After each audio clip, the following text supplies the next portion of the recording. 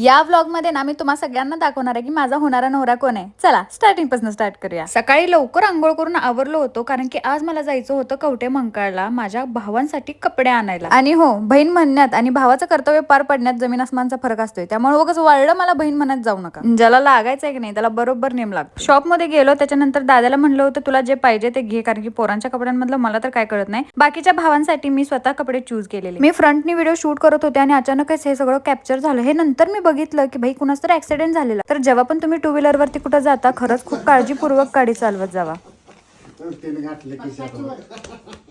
मला जरी सक्का आणि सक्का चुलत जरी भाऊ नसला ना तरी माझ्या मम्मीला सक्के चुलत भाऊ ढीगभर आहेत. त्यामुळे सगळे मामा आज घरी आलते ओवाळून घ्यायला आणि खरंच त्यांना बघूनच मला लय भारी वाटलं. आमचा सगळ्यात लाजाळू मामा आहे आमचा बाळू मामा. मला सांग कुणाला करून घेणार आहेस, तुम्हाला का आराधनाला?